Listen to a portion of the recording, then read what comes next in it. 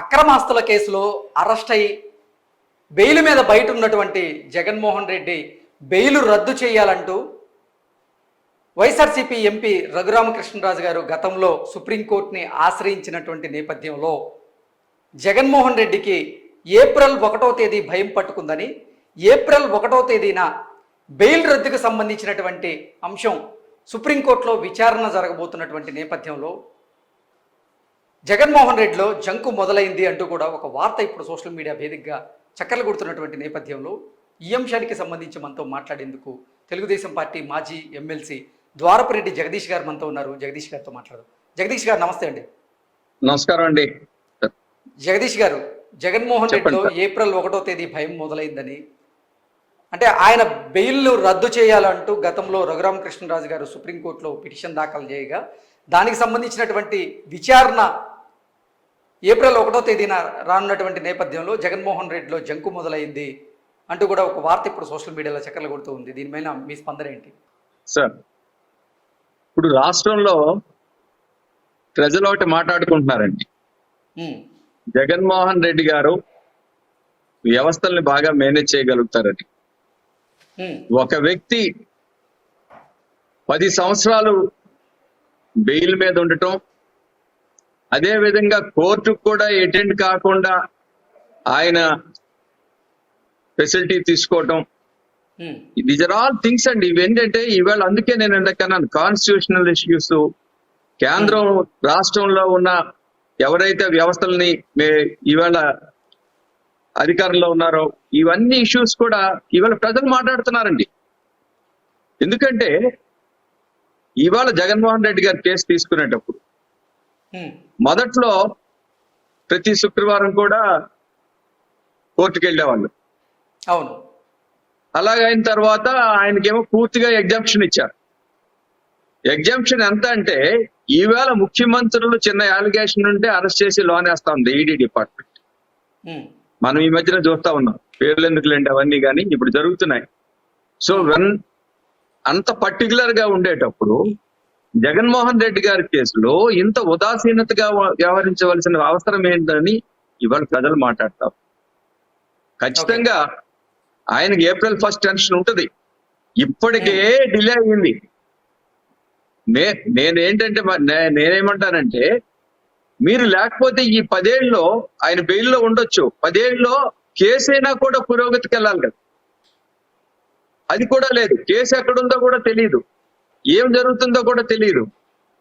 ఇలాంటి పరిస్థితుల్లో ఖచ్చితంగా ఏప్రిల్ 1 సుప్రీంకోర్టు తీసుకునే నిర్ణయం ఖచ్చితంగా సంచలనాత్మకంగా ఉంటుందని అనుకుంటున్నాం మేము కూడా.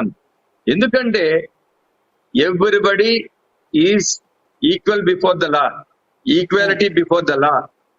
లా అబైడింగ్ సిటిజన్స్ గా ఉన్నప్పుడు అందరికీ కూడా ఆ లా కూడా ఈక్వల్ గా అప్లికబుల్ కావాల్సిన అవసరం అయితే ఉంది. అది మన రాజ్యాంగంలో ఉంది. Nobody can deny it.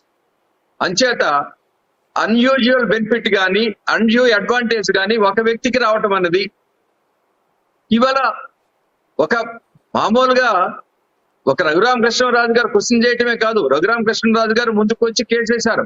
కానీ every citizen of Andhra Pradesh and India, భారతదేశంలో ఉన్న ఎవ్రీ సిటిజన్ కూడా ఎందుకు ఈ అన్యూ అడ్వాంటేజ్ ఈయనకు వచ్చింది, ఎందుకు ఈయనకి ఆ ఫెసిలిటీ వచ్చింది, మిగతా వాళ్ళందరూ రాహుల్ గాంధీ గారు ఎక్కడ కేసు వేసినా కూడా వీళ్ళు కోర్టుకి అటెండ్ అవుతా ఉన్నారు. ఆయన ఈయనకెందుకు ఇది అనేది ఇవాళ ప్రశ్న వస్తా ఉంది.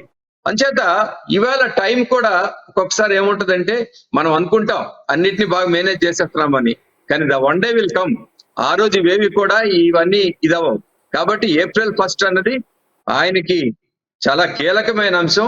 ఎన్నికల్లో ఉన్నప్పుడు ఆయన ఖచ్చితంగా ఆ టెన్షన్ కూడా ఉంటుంది. ఏది ఇంకోలాగా జరిగితే పరిస్థితి కూడా వేరేగా ఉంటుంది. కానీ ఎప్పటికైనా న్యాయం ధర్మం అన్ని ఉండి ఖచ్చితంగా న్యాయం మంచివాళ్ళని కాపాడాలి. అన్యాయం చేశారు, అందులో ఎకనామిక్ అఫెన్సెస్ పట్ల ఇవాళ కేంద్ర ప్రభుత్వం కూడా చాలా సీరియస్ గా ఉంది. ఎవరిని కూడా స్పేర్ చేయటం లేదు. కాబట్టి ఎవరైతే వీటిలో ఉన్నారో వాళ్ళకి ఖచ్చితంగా the due diligence with great respect to the law and everything అందరికీ కూడా అది ఈక్వల్ గా అప్లికబుల్ అవుతుందని కోరుకుంటున్నాను. ఓకే సార్, ఏప్రిల్ 1వ తేదీన సంజీవ్ ఖన్నా గారు ఈ బెయిల్ రద్దు కేసు గురించి విచారణ చేయబోతూ ఉన్నారు. ఏంటి సార్ ఆ రోజు ఏం జరిగే అవకాశం ఉందంటే ఏం చెప్తారు? అంటే బెయిల్ రద్దు అయ్యే అవకాశం ఉందా? సుప్రీంకోర్టు జగన్మోహన్ రెడ్డికి షాక్ ఇవ్వబోతోందా అక్రమాస్తుల కేసులో అంటే ఏం చెప్తారు? అంటే ఇప్పుడు రెండు ఉంటాయి సార్. ఇది జుడిషియల్ ప్రొసీజర్. జుడిషియల్ ప్రొసీజర్ లో అంటే అడ్వకేట్ గా నేను ఉన్నాను కాబట్టి కొన్ని విషయాలు తెలుస్తాయి. ఫస్ట్ ఏంటంటే కన్సిడరబుల్ లెంగ్త్ ఆఫ్ టైం ఆయన జైల్లో ఉన్నారు కాబట్టి బెయిల్ ఇచ్చారు. ప్రాసెస్ ని స్పీడప్ చేయాలి. నేనైతే ఏమనుకుంటున్నానంటే ప్రాసెస్ ని స్పీడప్ చేసి త్వరితగతిని విచారణ పూర్తి చేయాలనుకుంటున్నారు. కానీ బెయిల్ అయితే ఈ టైంలో రద్దు చేస్తారని అదైతే మనం ఇప్పుడు అదేమి చెప్పలేము. తర్వాత ఏమో అది సబ్జుడిస్ కూడా అవుతుంది అంచేత. ఎందుకంటే సుప్రీంకోర్టు తీసుకునే నిర్ణయాన్ని బట్ సంథింగ్ టాంజిబుల్ ఖచ్చితంగా ఏదో ఒక డైరెక్షన్ అయితే ఖచ్చితంగా ఉంటుంది. అది జగన్మోహన్ రెడ్డి గారికి ఇబ్బంది కలిగే పరిస్థితి అయితే ఖచ్చితంగా ఉంటుందని అయితే మాత్రం నేను నమ్ముతా ఉన్నానండి. ఓకే సార్, అక్రమాస్తుల కేసులో అసలు జగన్మోహన్ రెడ్డి బెయిల్ రద్దు చేయాలనే ఒక పిటిషన్, అలాగే జగన్మోహన్ రెడ్డి కేసులను పక్క రాష్ట్రాలకు బదిలీ చేయాలి అంటూ కూడా మరో పిటిషన్ దాఖలు చేసిన నేపథ్యంలో ఈ రెండు కూడా ఆ రోజే విచారణకు వస్తే జగన్మోహన్ రెడ్డి గారి పరిస్థితి ఏంటి? వైఎస్ఆర్సీపీలో మరో అంతర్మదనం మొదలు కాబోతోందా అంటే ఏం చెప్తారు సార్? అంటే ఇప్పుడు ఈ రెండు కేసులు విచారణ చేసినా కూడా ఇమీడియట్ గా ఏముండదండి. కాకపోతే బదిలీ చేస్తారు. ఎలక్షన్ తర్వాత ఎప్పటికో ఉంటుంది డేట్. ఒకవేళ కోర్టు ఆ డెసిషన్ తీసుకున్నా పక్క కోర్టుకో ఎక్కడికో పక్క రాష్ట్రానికో బదిలీ చేసినా ఇమీడియట్ గా ఇది ఉండదు. ఎందుకంటే ఇప్పుడు ఇమీడియట్ గా బెయిల్ రద్దు అనేది ఒకటే సెన్సేషనల్ అవుతుంది. పక్క రాష్ట్రానికి బదిలీ చేస్తే ఏముంటుంది, మళ్ళీ బదిలీ చేసిన తర్వాత ఆ కోర్టు మళ్ళీ మొత్తం ఇదంతా రికార్డు తీసుకొని సమ్ అదర్ డేట్ కి ఫిక్స్ చేస్తారు. ఆ డేట్ కి అడ్జర్న్మెంట్ వేస్తారు. కాకపోతే రెగ్యులర్ గా ఆ అడ్జర్న్మెంట్ కి అటెండ్ అవ్వమని చెప్తారు. దానివల్ల జగన్మోహన్ రెడ్డి గారికి వచ్చే నష్టం అయితే ఏమీ ఉండదు. ఓన్లీ థింగ్ ఏంటంటే బెయిల్ రద్దు చేస్తారా లేదా, ఇది దీని మీద ఇవాళ మీరు అనేటట్లు చాలా సమీకరణలు, పోలరైజేషన్, పొలిటికల్ పోలరైజేషన్ ఇవన్నీ కూడా మారే అవకాశాలు అయితే ఉంటాయి. అదండి సార్, ఎన్నికల దగ్గర పడుతున్న నేపథ్యంలో సుప్రీంకోర్టు ఈ కేసు మీద సంచలనమైనటువంటి నిర్ణయం తీసుకునే అవకాశం ఉందంటారా? ఎందుకంటే గతంలో సుప్రీంకోర్టు చీఫ్ జస్టిస్ గారే అసలు ప్రజాప్రతినిధులకు సంబంధించినటువంటి కేసులు ఏవైతే ఉన్నాయో వాటిని త్వరితగతిన విచారణ చేయాలి, జరిపించాలి అంటూ కూడా కొన్ని కోర్టులకు ఆదేశాలు జారీ చేసినటువంటి నేపథ్యంలో ఈ కోర్టు మీద అంటే సుప్రీంకోర్టులో కూడా ఈ కేసు ఒక కొలికొచ్చే అవకాశం ఉందా అంటే ఏం చెప్తారు సార్? ఖచ్చితంగానండి. ఇవాళ ఎపెక్స్ కోర్టు, సుప్రీంకోర్టు ఏదైతే ఉందో, మనం ప్రధాన న్యాయమూర్తి గారు కానీ వాళ్ళు చేస్తున్న నిర్ణయాలు కానీ, డెసిషన్స్ కానీ, ఎలక్ట్రల్ బాండ్స్ గురించి కూడా డేరింగ్ గా, ఆడేషియస్ గా ఇవాళ ఎలక్ట్రల్ బాండ్స్ గురించి పీపుల్ అయితే నిజంగా సుప్రీంకోర్టు తీసుకున్న నిర్ణయానికి ఎవ్రీబడి అండి అంటే ఒక సిస్టమ్ ని దాచించారు అన్ని పొలిటికల్ పార్టీస్. దాన్ని ఇవాళ ఓపెన్ చేసి అది ఒక అద్భుతమైన జడ్జిమెంట్ డెసిషన్ అండి. ఎందుకంటే ట్రాన్స్పరెన్సీ పారదర్శకత అన్నది ప్రతి దాంట్లో ఉండాలి.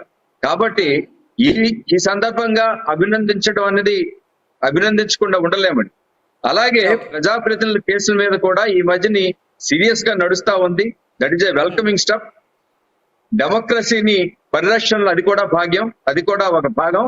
అంచేత ఖచ్చితంగా ఈ విషయంలో కూడా సుప్రీంకోర్టు అయితే సీరియస్ గా ఉంటుంది.